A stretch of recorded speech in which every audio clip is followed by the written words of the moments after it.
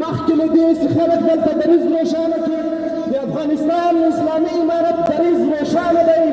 د افغانستان د ولسونو دریځ روښانه دی هیچا هم په افغانستان کې د افغانستان په تاریخ کې د جګړې پلوي نه ده کړې ولې کله چې جګړه په افغانستان باندې وتپل شي ولې کله چې یو څوک غیرت ته مجبور شي افغانستان او افغانان بیا غیور خلک دي تل یې دا غیور ثابت کړی ده تل یې دا غرور ثابت کړی ده او تل یې د هغو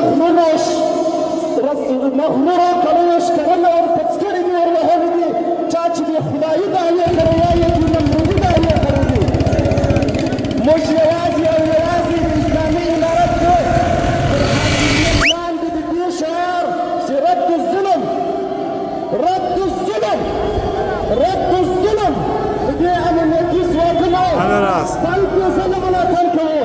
سل فیصده به ملاتړ کړی په تاریخ کې ملاتړ لرو یوه دقیقه یوه خبره